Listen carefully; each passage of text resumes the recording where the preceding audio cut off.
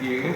चूँकि बिजली पहुँचाना वहाँ दुश्वार था तो MP फंड से वहाँ पर सोलर स्टेशन लगाया गया, मोबाइल टावर जाए गए और सड़क अभी अभी मुकम्मल हुई थी निर्माणित होकर। हम तो उसका बड़ा जश्न मना रहे थे। अभी एक बल्कि पुल नया बना था जिसके ऊपर कंक्रीट होना था, वो भी बह गया।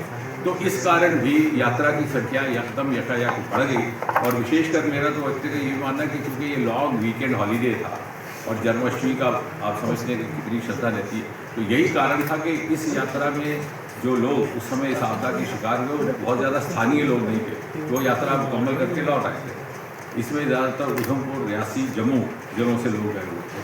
तो एक आजकल रिलीजियस टूरिज़्म के साथ साथ एक वीकेंड हॉलीडे टूरिज़्म भी रहता है, तो इस कारण भी ये शायद संख्या बढ़ गई। लेकिन क्या होता है कि मौसम विभाग में भी मौसम का फोरकास्ट किया जाता है, 3 दिन बारिश का भी फोरकास्ट किया जाता है, लेकिन क्लाउड बर्स्ट का फोरकास्ट एक्यूरेट करना थोड़ा संभव नहीं रहता। ये स्थानीय फैक्टर्स पर डिपेंड करता है कि कहीं पर हवा की नमी, ह्यूमिडिटी इस तरह से क्रिस्टलाइज हो जाती है, कंडेंस हो जाती है कि वो एकदम बादल को फाड़ देती है। तो इसलिए भी एक जैसा मैंने कहा एक नेचुरल कैलेमिटी थी, कोई इसके लिए तैयार नहीं था।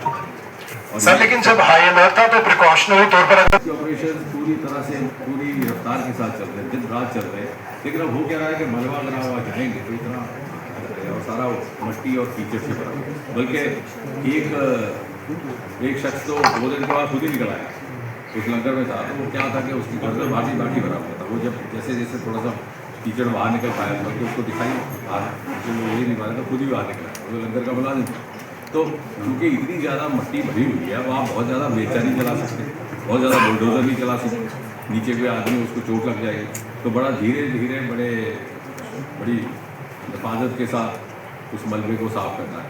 लेकिन दिन रात हमारे सेना बल भी वहाँ लगे हुए और सिविल प्रशासन। सर शुरुआती तौर पे ये कहा गया था जो टैक्सी ऑपरेटर है वहाँ पे हाई चार्ज। कल रात को भी हम जब वहाँ थे तो उस समय भी वहाँ को उनको निकाला जा रहा था धीरे धीरे उनको सबको। सर जम्मू के ज़्यादातर उधमपुर और जम्मू और रियासी जिले। सर करोड़ों रुपए की लागत से एम्स हॉस्पिटल जो विजयपुर में बना हुआ है, लोगों को उससे बहुत उम्मीदें थी, लेकिन आज भी ऐसा ये एक्चुअली क्या होता है कि किसी खास किस्म की दिक्कत के लिए कोई ज़्यादा हॉस्पिटल सक्रिय रहता है।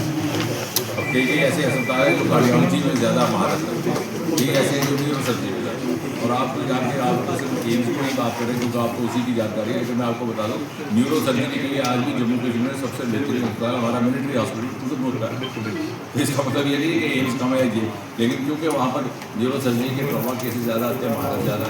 इसी तरह ऑर्थोपेडिक में हमारे आर्मी हॉस्पिटल ज़्यादा सक्रिय है।